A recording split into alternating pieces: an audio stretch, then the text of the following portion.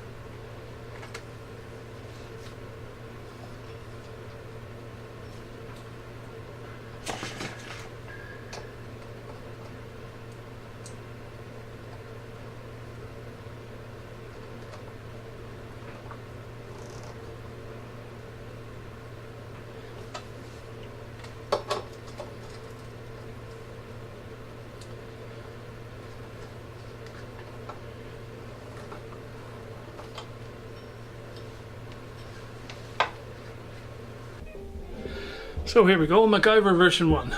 This will do for testing. And so I wanted it, as I said, so that I can take this drawer out completely, so I can disconnect all the cables. And so everything plugs into the back of the controller. And so all I've done here is I've rigged up 2 main sockets, so the mains will come in here and immediately go off to the controller. Then the live will also will go over to the relay. And when it's switched, it will come back over to here, and so you'll have live out here once it's activated. This is the wrong connector here, and if it all works, I will change this so it's a female instead of a male. You know, just to do it right. The only who's going to get killed here is me, and it's inside when all this is working, it's well away from any human hands, so I think we're okay. But anyway, that's what it looks like for now.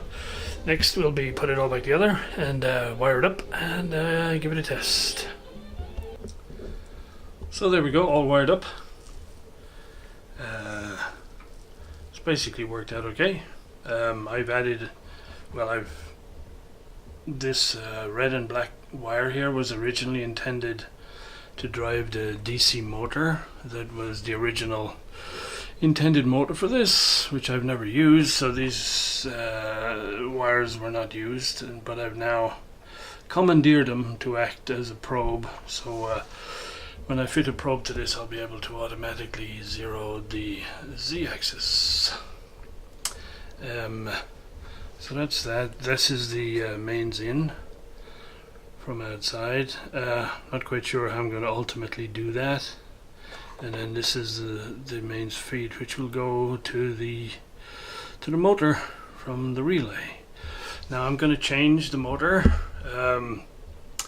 because I guess, I mean, it works fine certainly for very light stuff, but it is very noisy as a router, and I do need it for other things. So the fact that it's permanently fixed in here is a bit of a pain, because getting it in and out is obviously a slight inconvenience. Plus you can't really run the mains cable in a nice tidy way. And so I'm gonna put a proper, if you like, milling type motor in it, which will then be permanently wired, and then the cabling will go down here through the hole, and then everything will be nice and tidy.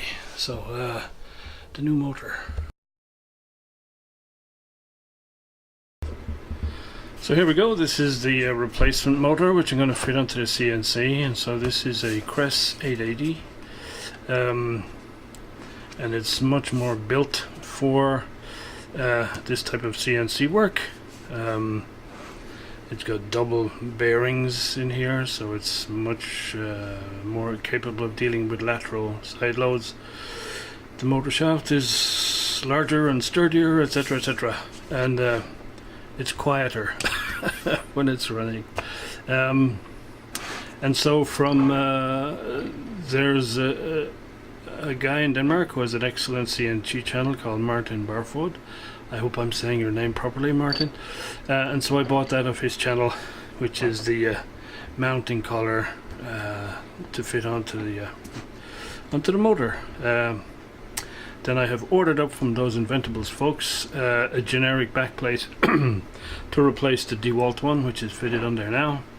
And so when that gets here, we will fit this. It's also a variable speed. There are 6 speed ranges here, so that'll hopefully cater for everything from cutting plastics all the way up to cutting aluminium. So we also got the range of imperial and metric collets. So since a lot of the cutters I get came from Inventables, they're all 8-inch shafts, so 8-inch collet. Then I have a lot of 1/4-inch imperial. My main set of router bits are 8mm, so it's 8mm. So that covers pretty much everything I'm going to need. But I also got a 3mm and a 4mm just in case. Okay, so some parts have arrived. So I've started on replacing the motor on the CNC. I've taken out the DeWalt. I thought of 2 possible options for mounting the new motor. This is the collar, which is really designed to fit to this type of 20mm extrusion. It's really ideally meant for a 20x60. I could only get a 20x80, but I'm not sure it's going to work out anyway. So I'll probably just fix this. I'll drill new holes on this plate here and fit this directly onto it, and then we'll go from there. Okay, dry fit. I didn't have M5 bolts that were short enough, so I'll either cut them off or go get some from the hardware store.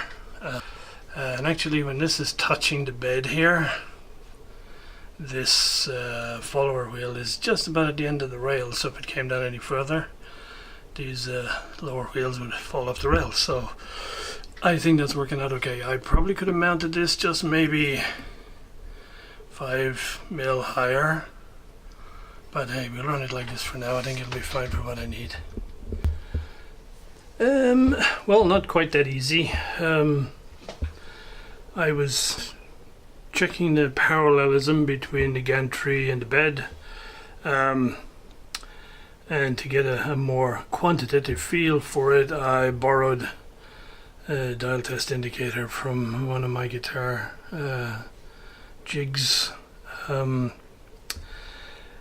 use that. So what I found is the bed rises up as it goes to the left here, and so it's almost 30 thou higher over here than over here, which was quite amazing given all the time I'd spent in the beginning to try and get this thing absolutely parallel and so on with feeler gauges.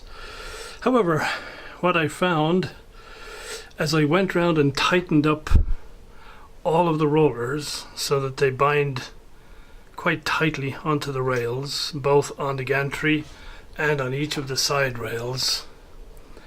I got it down to about 10 or 12 thou difference. So here it is here on the left side.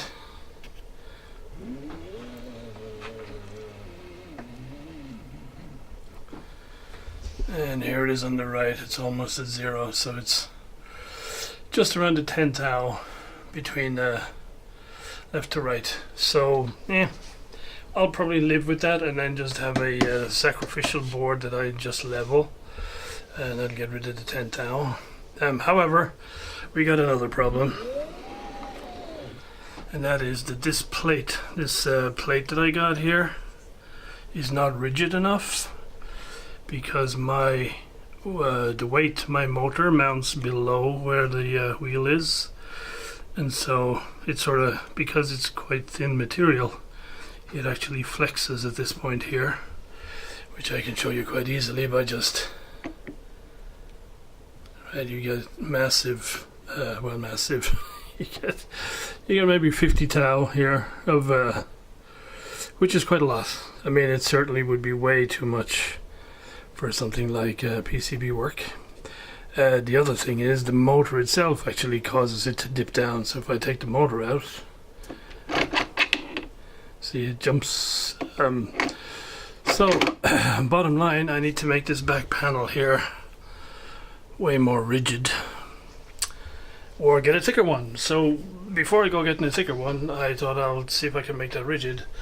So I've got some heavy steel brackets here, and I'm going to cut those, and I'm going to run a strip up each side here around the back and bolt it on, and see if that gets rid of a lot of that flexibility. So plenty more to do before we're ready for any sort of powering up.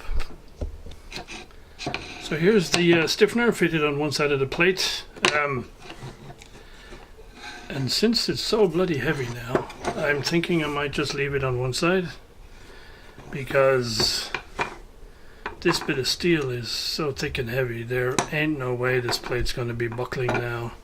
And so, since it is so much heavier than it was before, I think I might try it out like that first. There's always a risk it might be overstraining the stepper motor if the whole thing ends up being too heavy. So I think we're going to try it out like this first. And if that doesn't work, then yeah, we'll put one on the other side, but I don't think I actually need it.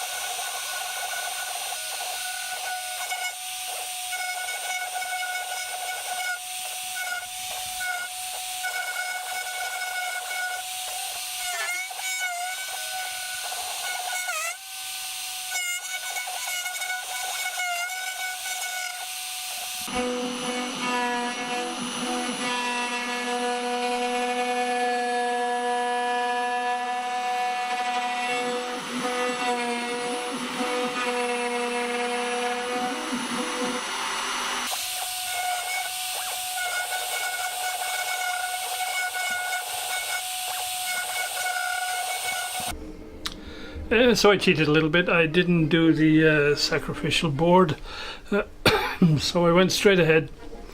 I used a V-bit, which is not very sharp, on a piece of cheap pine, just to see if it would, if everything would work okay, and it did. So it took 7 minutes to carve this, and you can probably see that the letters are engraved deeper over here than they are over here, because the board rises to this side. So 0 for the cutter over here is probably 10 thou away from the cutter over here. So we'll fix that with the sacrificial board. But I would say overall everything seemed to work as expected. The only thing I didn't test was the automatic start for the motor, because I haven't got a proper wiring set up for it just yet. But that'll come next. So there we go, break there, and more to come sometime sooner or later.